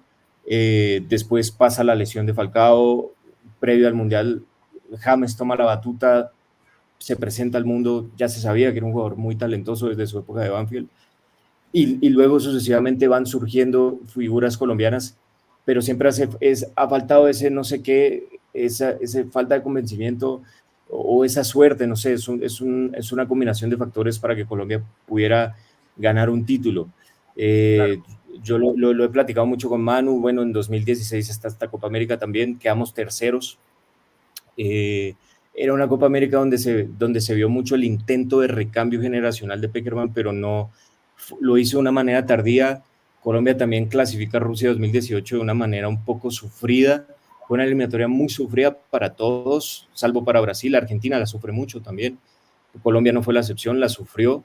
Sin embargo, clasifica y logra, digamos, componer un buen equipo en ese mundial, pero tiene la mala suerte de irse en penales contra Inglaterra. Y digo la mala suerte porque si bien no está descabellado pensar que Inglaterra te elimina en un mundial, si le ganabas a Inglaterra tenías un camino relativamente sencillo, era un camino, era una oportunidad histórica para Colombia de haber quizás llegar a una semifinal y luego ver qué pasaba. Lastimosamente no fue así, y luego viene digamos, las consecuencias de ese recambio generacional que no se hace bien, con la no clasificación a Qatar 2022. Un poco ese recambio generacional, un poco también de parte de la directiva de no tener un rumbo, porque traen a Carlos Queiroz. Carlos Queiroz no logra sentarse bien, más allá de que tuvo buenos pasajes de fútbol, hace una buena Copa América en 2019, que también queda fuera en penales con Chile, pero le gana a Argentina un gran partido inaugural en fase de grupos. Entonces, a partir de eso se decía que en eliminatorias podía seguir de una forma buena, pero lamentablemente ya es un secreto a voces que los jugadores le hicieron la cama, como se dice popularmente, porque Colombia en una doble jornada pierde 3-0 en Barranquilla con Uruguay y después va a Quito y pierde 6-1 con Ecuador. Y eso es lo que termina lapidando a Carlos Queiroz y básicamente también a los jugadores, porque si le hicieron la cama, esa doble jornada fue fatídica en cuanto a lo matemático, a la clasificación, y luego no alcanzó. Llega Reinaldo Rueda un poco en especie de bombero, deja Chile, él estaba entrenador de Chile, tiene la oportunidad de su vida de volver a dirigir a Colombia porque ya lo había hecho antes, pero estaba respaldado de haber ganado la Libertadores del 2016 con Nacional. Entonces, digamos que tenía ese pergamino para volver a agarrar a Colombia, pero lamentablemente no hace un buen trabajo. Le toca, digamos, estar un poco, o sea, hacerse cargo de una papa caliente que no tenía demasiada solución, más allá de qué talento se había. Y eso es lo que se cuestiona mucho, que después revisábamos y decíamos, pero teníamos un gran equipo para el Mundial, pudimos ir al Mundial, por talento no fue. Entonces, haciendo un poco la historia larga de lo que ha sido desde los 90 para acá, pues es eso, y ahora Colombia logra, digamos, volver un poco a sus raíces. Llama a Néstor Lorenzo, que fue el segundo de Pekerman en toda la era de Pekerman, y el tipo le ha devuelto una identidad, le ha devuelto una forma de jugar muy nuestra, que nos identifica, y ha respaldado también a los jugadores históricos que pues nos gustaría a todos pudieran despedirse de cierta forma ganando un título para esta generación. Claro, que ahí sería James, que sería, ¿verdad?, otros jugadores de clase. Perdona que te interrumpa, pero justamente no quiero que hablemos de esto porque es lo que vamos a abrir ahora, que queremos hablar ya con Xavi sobre los pronósticos, ¿verdad? Y en estos pronósticos queremos todos ponernos ya a debatir sobre el futuro, ¿verdad? Hay una citación muy famosa que se dice de Brasil, pero en este caso lo voy a decir de Colombia, futbolísticamente, que es: Colombia es el país del futuro y lo seguirá siendo. Pues yo espero con todo mi corazón que se haga la realidad. Me has comentado un poco sobre la gestión de Néstor Lorenzo, y estoy muy esperanzado por ti, pero abrimos debate, ¿verdad? Comencemos por lo obvio. ¿Quién cree que va a ganar la Eurocopa? Socio, comencemos por ti. Vamos con la Euro. Pues fíjate, voy a sorprender, ¿no?, a los televidentes. Quiero conocer su opinión también. Hay 2 o 3 que sobresalen, como podríamos decir. Esta no es mi opinión, ¿no?, pero a día de hoy la gente habla mucho, ¿no?, de Inglaterra. Siempre es favorita, pero parece que nunca llega, ¿no?, a alzarse con el trofeo, ¿no? Ahora parece que con la figura de Jude Bellingham, ¿no?, y nuevos jugadores que se han consagrado, como Phil Foden, ¿no?, en el Manchester City, pues parece que por nombres pues es una de las grandes candidatas. Tenemos obviamente la Francia de Kylian Mbappé, con tremendos jugadores por cada puesto, ¿no? Podrían hacer 3-4 equipos y todos serían seleccionables, pero bueno, solo tienen que ir 26 máximo a día de hoy. Pero yo me gustaría hablar de Portugal y de Alemania, ¿no? Portugal hablamos poco. Roberto Martínez, desde que ha entrado, está haciendo un trabajo tremendo. Portugal está en un momento en donde tiene grandes leyendas, grandes jugadores experimentados, como puede ser obviamente pues Cristiano Ronaldo, ¿no? Rui Patricio, Pepe, que entiendo que también va a ir a la Euro, pero también estamos hablando de un cambio generacional muy fuerte, ¿no? Con jugadores como Vitinha, Rubén Díaz, Rafael Leao, una cadena vertebral muy fuerte y un técnico que tiene claras las cosas y han hecho una clasificación enorme. Entonces Portugal se habla poco y me parece que puede ser una de las grandes selecciones que pueden dar la sorpresa con el bicho, ¿no? Cumpliendo su 6ª Eurocopa, rompiendo un récord. Y después me gustaría hablar de Alemania, jugando en casa. Hay mucha emoción detrás de la salida, ¿no?, la despedida de Toni Kroos. También un cambio generacional que poco a poco se está consumando. El socio, no sé cómo tú lo ves, ¿no?, pero jugadores tremendos, ¿no?, como Wirtz, ¿no?, que juegan en el Leverkusen.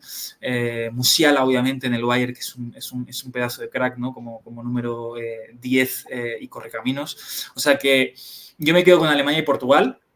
No me gustaría hablar de España, la quiero dejar de lado. Confío en José Lu +10 siempre, pero me gustaría quedarme con Portugal y Alemania. Xavi, ¿tú cómo lo ves? ¿Hay alguno que palpa más tu atención que otro? ¿Te quedas con la Francia de Kylian, de Camavinga, Tchouaméni y compañía? ¿O nos quieres dar la sorpresa con Ucrania? No, es complicadísimo porque en cada grupo cualquiera puede ser campeón. O sea, Alemania ahorita está jugando muy, muy bien. Aunque en los últimos 2 mundiales no les fue bien, ahorita yo creo que tienen muchas posibilidades. Pero yo me iría con Inglaterra desde el Mundial de 2018, no, desde el Mundial pasado, perdón, desde el Euro pasado, perdón, yo pensé que Inglaterra podía ser campeón, llegaron a la final, y yo creo que ya ha pasado mucho tiempo y siento que ahorita ya es su momento. Los jugadores que tienen ahorita son impresionantes, o sea, no solo en la delantera con Kane, en la media con Bellingham, con Phil Foden, etcétera, pero también la defensa, ¿qué defensa tienen? O sea, con Stones, con Walker, la portería, con Pickford, con Ramsdale, etcétera. Entonces, yo me iría con Inglaterra, pero no descarto sorpresas, tal vez no para ser campeón, pero para llegar a una semifinal, etcétera, con Ucrania. Lo dijo Ojo, acá primero. Lo dijo Ojo, acá primero. lo dijo aquí. Se va a escuchar, ¿eh? Se va a escuchar, queda grabado, socio. Claro.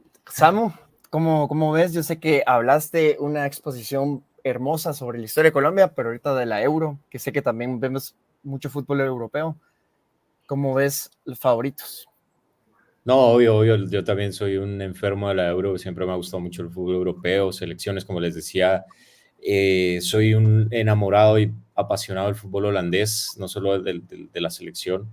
Entonces, por ende, me gustaría que Holanda pudiera dar, me imagino, sí, se podría decir que sorpresa, porque no sé si es uno de los grandes favoritos, pero siempre se le toma en cuenta, siempre uno dice, ojo con Holanda, tal vez no pasa su mejor momento, pero si revisamos su lista de convocados, es un equipo bastante fuerte. Me gustaría que pudiera dar la sorpresa, pero hablando de una forma más realista, creo que me quedo con el local, con Alemania, creo que va a ser una muy buena Euro, y con Inglaterra. Creo que si bien está esta duda con Inglaterra, que no la ha ganado la Euro, que flaquean los momentos importantes, pues ya llegó a la final el año pasado, bueno, la edición pasada, perdón. No lo hizo mal en Qatar 2022. A mí me gustó el Mundial de Inglaterra y creo que ahí Southgate ha aprendido a jugar estas competiciones cortas. O sea, tanto esa Euro como el Mundial son muestras de que Southgate ha aprendido a jugar este tipo de competiciones y tiene una tercera oportunidad, y creo que tercera y última, porque me parecería que si no gana es lo más probable que se marche el seleccionado inglés. Así que sí, probablemente esta sea la que se le dé a los Tres Leones. Me quedo con Alemania e Inglaterra, y de un deseo personal, Holanda. Gracias, Samu. Y yo voy a comentar.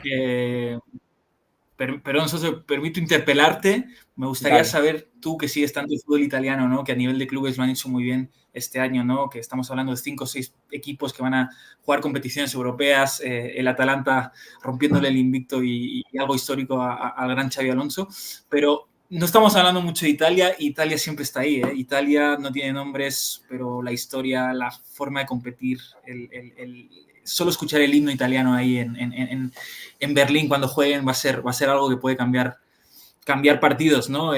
¿Cómo ves a Italia? Y te dejo comentar también tu opinión de los favoritos. Claro, gracias, Jorge. Yo en un rato voy a prender la luz porque estoy a 5 minutos de no verme en la cámara.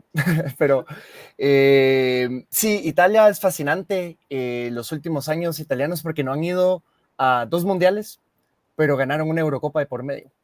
Y lo fascinante de esto es que lo consiguieron con Roberto Mancini. Y Roberto Mancini lo que hizo fue que estudió el fútbol moderno y se dio cuenta que podía atacar con 5 jugadores adelante, pero teniendo un lateral de extremo y Varela de segundo delantero. Y son cosas que en el fútbol moderno son súper importantes, estar adaptado tácticamente a las necesidades de ataque. Y ahora llamaron Spallettone a Luciano Spalletti. Y Spalletti, ojo que ganó con el Napoli. Su Napoli era espectacularmente bueno. O sea, hablamos de, no puedo pronunciar bien su nombre, así que me van a disculpar, pero de Kvaratskhelia, supongo que algo así se dirá, pero el gran nivel del jugador de Georgia se debe mucho a Spalletti, ¿no? Porque cree mucho en la libertad. Y yo vi 2 Romas de Spalletti y es fascinante cómo jugaba la Roma en esos momentos. Es un entrenador que le gusta mucho el fútbol ofensivo. Yo no creo que van a llegar tan lejos por eso. Y Samu lo comentó, que Southgate aprendió a competir en competiciones cortas, ¿no? Eliminación directa. Spallettone, por más que es el entrenador de la Roma que más Copas Italia tiene, o sea, que sabe competir a este nivel, no puede competir en Europa en general, ¿verdad? Porque son competiciones muy exigentes y no se necesita forzosamente una entidad, se necesita tener un plan básico, ¿verdad? Y que tus jugadores estrellas se expresen. Y creo que no lo va a conseguir con Italia. Mi favorito, ¿verdad? Es Alemania, por 3 razones. Primero, la localidad.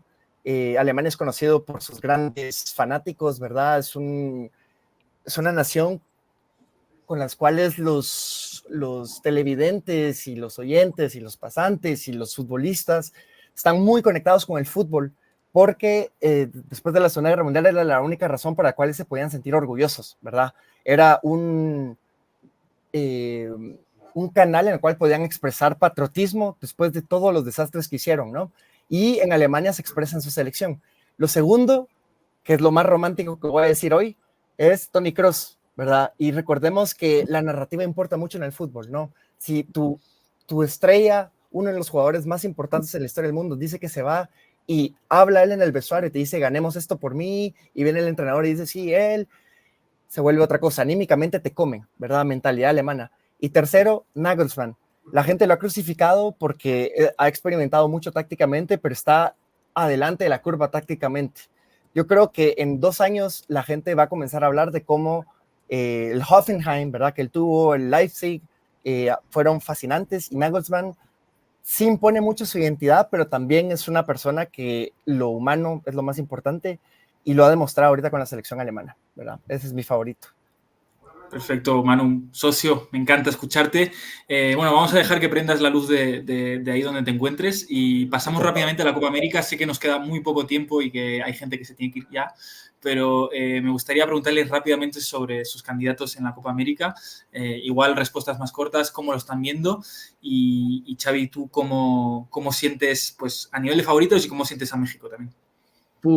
La Copa América creo que para mí es todavía más complicado ver un favorito porque la verdad los niveles están según yo, mucho más parejos.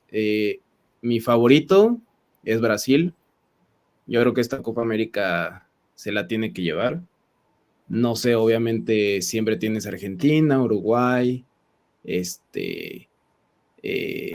también Colombia está jugando muy bien, pero yo creo que se la va a llevar Brasil. Y como sorpresa o oveja negra, yo pondría a Venezuela, que la verdad ha jugado muy bien, seguramente irá al próximo mundial y pues tiene jóvenes promesas, la verdad, súper buenos. Y hablando de México, la verdad, pues como mexicano sí estoy muy decepcionado desde ya muchos mundiales, muchos campeones, muchos juegos de CONCACAF, etcétera. Y la verdad, no le veo mucho a México. Espero que logren pasar de fase de grupos, pero pues también ahorita hubo un cambio generacional justo antes de la Copa América. O sea, por ejemplo, Ochoa ya no lo convocaron, Irving Lozano no va a jugar. Entonces hay como cosas que se tuvieron que haber hecho tal vez un poco antes. Entonces, pues no creo que eso ayude mucho. Así que desafortunadamente México no creo que le vaya muy bien, esperemos que sí. Pero pues ese es mi pronóstico, Brasil y sorpresa Venezuela. Y Samu, ¿tú cómo lo ves? Bueno, yo ya lo he hablado con Manu. Tal vez puedan decir que peque de nacionalista, pero mi favorito para mí es Colombia, porque llega muy bien futbolísticamente hablando. Tiene una racha de partidos invictas, la racha más larga a nivel de selecciones actualmente a nivel mundial.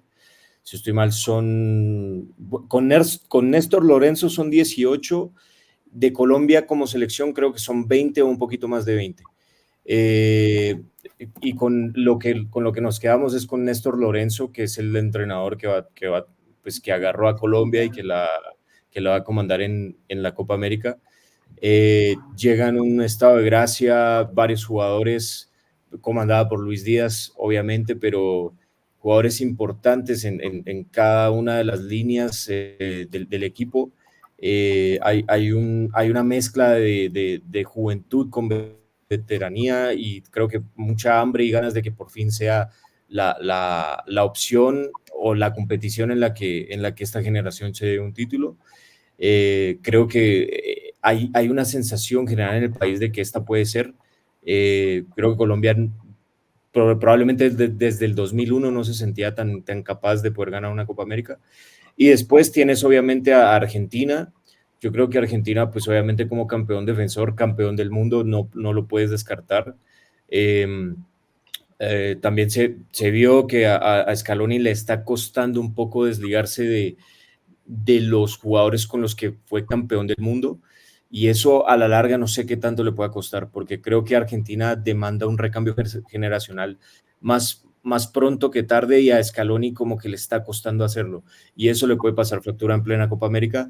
Sin embargo, yo creo que Argentina también está ahí, y después yo por encima de Brasil pongo Uruguay, porque Uruguay ha venido haciendo las cosas muy bien en eliminatorias, agarró Bielsa, ya sabemos que Bielsa o puede salir bien o puede salir mal, a veces tardan las cosas en implementarse dentro de sus equipos, pero Uruguay agarró la idea muy bien.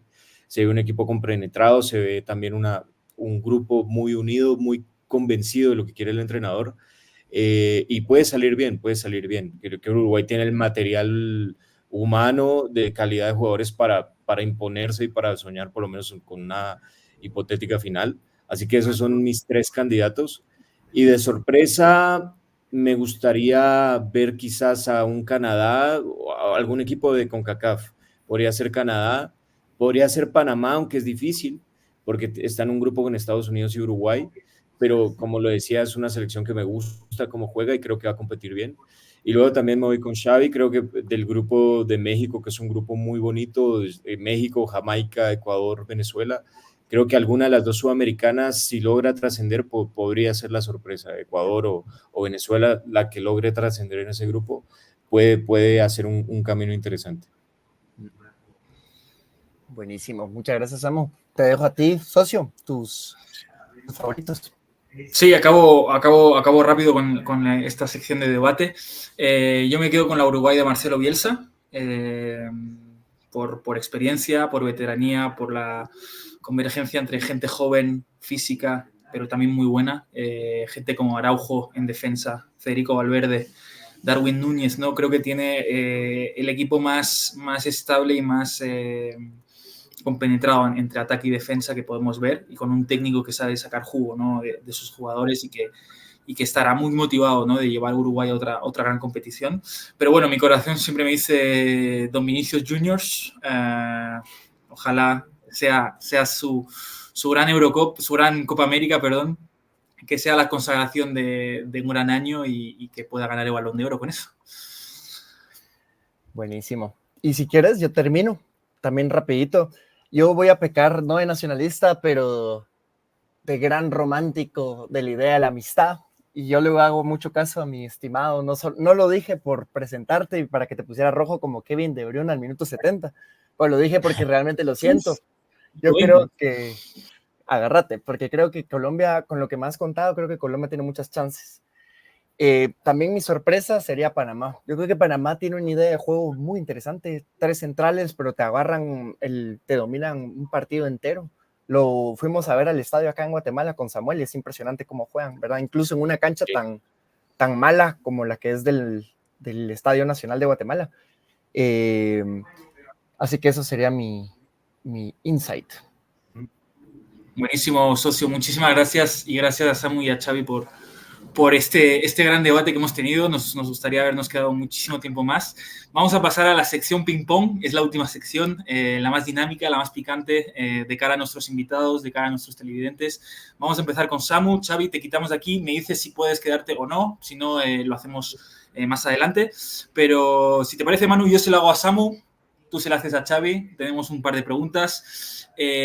Una regla muy clara, preguntas y respuestas cortas y rápidas, sin pensarlo mucho, y la idea es pues encadenar, ¿no? las 10-15 preguntas que tenemos para ambos. Así que voy a empezar con Samu. Manu, nos vamos aquí, me pongo de esa manera y Samu, no sé si estás listo, ¿tienes alguna pregunta en relación con la sección ping pong? No, vamos de una. Sin miedo, ¿no? Sin miedo, Vamos sin bien. miedo. Perfecto, pues preguntas rápidas, concisas y cortas. Dale. Empezamos. Samuel, ¿a qué edad empezaste a ver fútbol? Yo creo que así serio, como a los 9, 10 años. ¿Un apodo? Ufa, uno así emblemático, ahora no se me viene a la mente, pero me quedaría con Sammy, que es el que me dice mi familia y amigos muy cercanos. ¿Un ídolo de pequeño? Uy, de pequeño. Esa es difícil, pero posiblemente Iván Ramiro Córdoba. Perfecto. Vamos más rápido, vamos más rápido. ¿Qué jugador ha sido el más influyente en la historia de Colombia entre Falcao y o Valderrama? Falcao, sin ninguna duda. ¿Menotti o Bilardo? Qué difícil, los quiero mucho los dos, pero por una idea futbolística me quedo con Menotti. ¿Guardiola o Mourinho? Guardiola. ¿Qué copa es más difícil de ganar, la Copa América o la Eurocopa? Wow.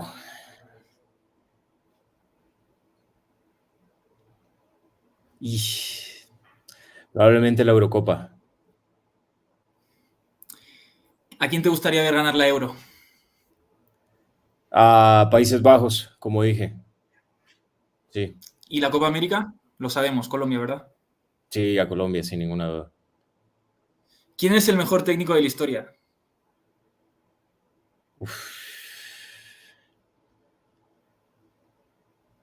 Es difícil de responder porque yo soy de la idea de que la historia es por segmentos, entonces, y el fútbol ha tenido periodos diferentes, pero si me dices siglo XXI, creo que me quedo con Pep Guardiola. Con el gran Pep, Josep Guardiola. ¿Cerveza guatemalteca o cerveza colombiana? Oh, guatemalteca, sí. Aquí hay mejor cerveza que en Colombia, lo digo siempre. Es un un buen producto nacional, un motivo de orgullo para el Chapín. Tiene una buena chela. Perfecto. ¿Un escritor? Mira que mi preciso me gusta mucho Eduardo Galeano, aprovechando que hubo una introducción de parte del gran Eduardo Galeano, me va a quedar con Eduardo Galeano. ¿Una película o una serie? Uy, película o serie. Bueno, justo hace poco, no me acuerdo por qué, pero estaba hablando de esta serie que vi, que es bastante infravalorada, no se conoce mucho, está en Netflix, se llama Ozark. Es buenísima, muy recomendada. Buenísimo. ¿Qué superpoder te gustaría tener?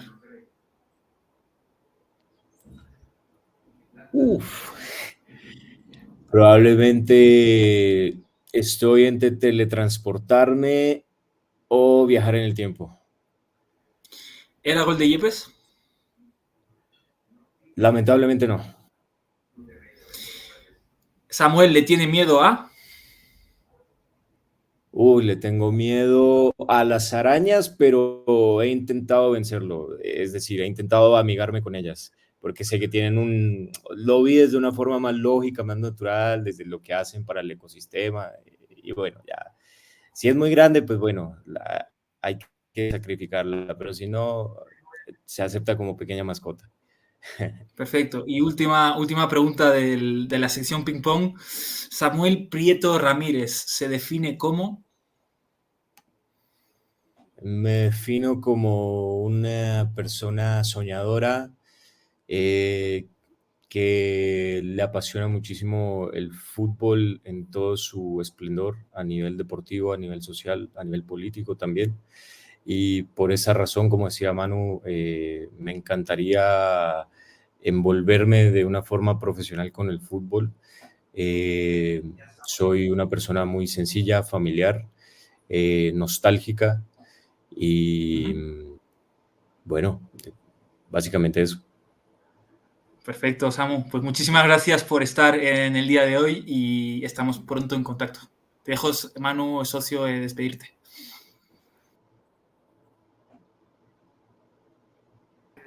Manu, estás en mute. No, parece que no quieres platicar. ¿O qué? No quería hablar, yo me pongo rojo. No, Samu, qué gustazo. Gracias por conectarte. El conocimiento enciclopédico que tenés me sigue asombrando, ¿verdad? Gracias por hablarnos de Colombia. Creo que tenemos una audiencia colombiana muy grande y eso les va a encantar. Además de la gran persona que admiro en vos, espero que algún día vos puedas, pues, vivir del fútbol, ¿verdad? Y sé que lo vas a lograr, man. Así que gracias por estar acá. Amén, hermano. Ojalá así sea. Y no, un gusto, un placer. La verdad que voló el tiempo, 1 hora y media, pero ni se sintió. Siempre pasa eso cuando se habla de fútbol. Un gusto estar con vos acá, Manu, con Jorge, igual reencontrarnos de esta forma. Igual, Xavi, qué gusto poder compartir este espacio y sobre lo que comentaste y sobre tu expertise, por así decirlo. Muy interesante, sobre todo digamos, de temas o de una nación de la que tanto no se hace hincapié futbolísticamente, pero que es muy rica desde ese punto de vista. Así que interesantísimo todo lo que hablamos y siempre un placer y a la disposición cuando quieran de volver a tener estos espacios, ¿verdad? Ya cuando empiecen los torneos, tanto Copa América como Eurocopa, hay que seguir debatiendo. Gracias, Samu. Un placer y un abrazo. Ahí nos vemos.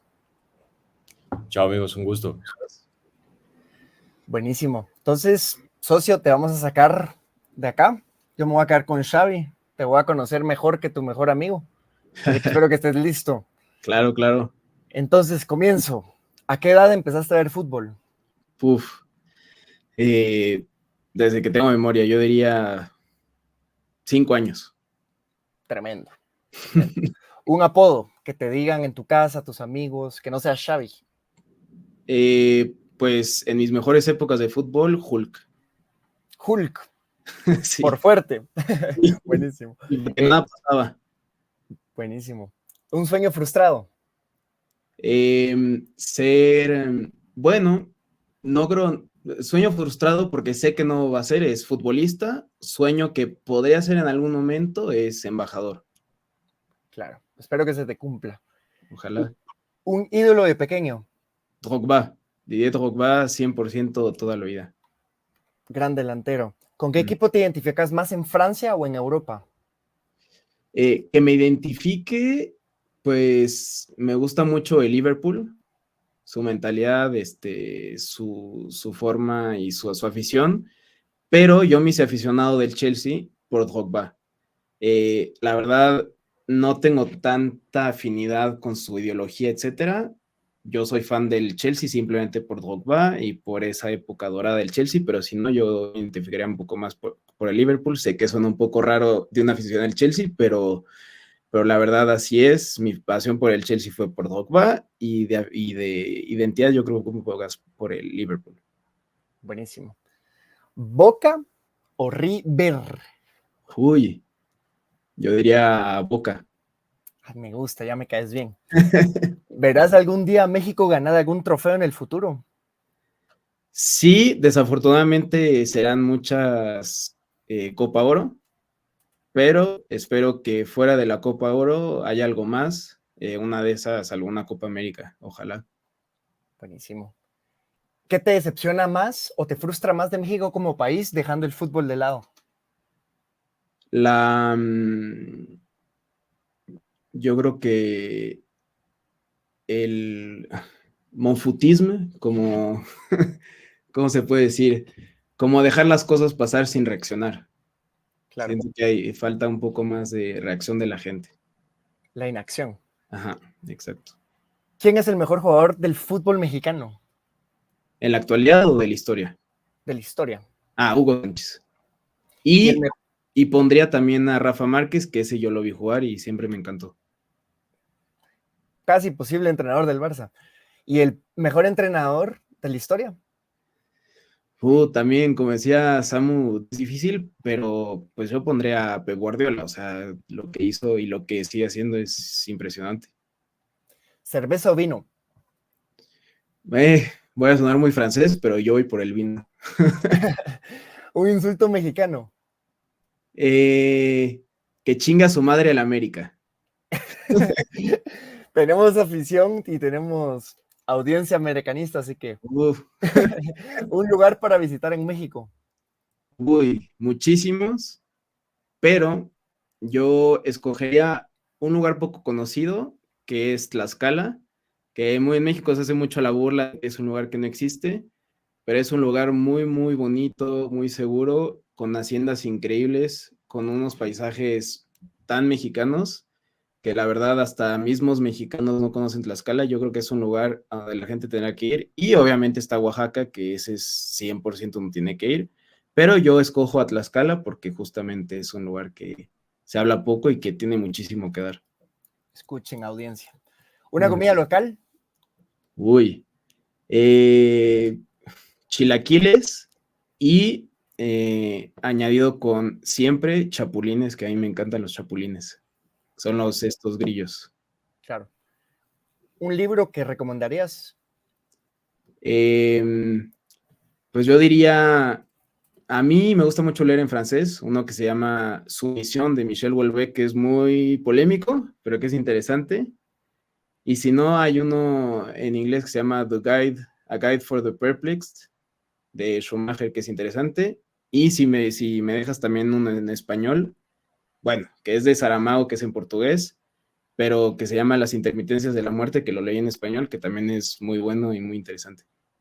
Buenísimo. ¿Un arrepentimiento en tu vida? Uy.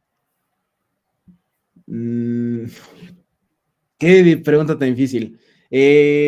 No haber seguido más de cerca, no haber seguido más de cerca el sueño de ser futbolista, pero al final tampoco es que me arrepiento. O sea, es algo que me queda ahí un poquito con unas ganas. Buenísimo. ¿Qué representan tus perros para ti? Amor y felicidad. Qué bueno, porque a mí también. O sea, no los tuyos, pero las mías. Sí, yo sé, pero todos los perros. Sí. ¿Xavi le tiene miedo A ser olvidado. Y en pocas palabras, Xavi Olivo se define como? Javier Olivo es una persona recta, directa, con principios y que ama a su gente y siempre fiel. Gracias, Xavi. Qué gusto tenerte. Espero que pasaste un buen rato con nosotros. Sí. Espero que no sea tampoco la última y que sea el inicio de algo súper interesante. Pero sí, ha sido un gusto tenerte en el día de hoy. La hemos pasado muy bien, hemos aprendido un montón. La forma como tienes de contar y expresar el fútbol, ¿no? uniendo conocimiento, pero también pasión, ¿no? Siempre es muy interesante. Y ha sido un honor tenerte en el día de hoy. No sé si quieres decir unas últimas palabras, cómo te has sentido, qué tal te ha parecido todo. No, pues desde que Jorge me platicó de esto, a mí me encantó y yo siempre quise participar, así que les agradezco mucho por la participación y aquí hago un llamado a que ojalá en un futuro pueda volver a participar. A mí me encantan este tipo de pláticas.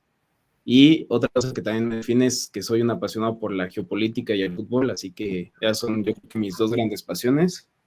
Entonces, pues sí, aquí otra vez muchas gracias a los dos, a Samu también. Y pues aquí estoy a la espera de que en un futuro podamos platicar otra vez.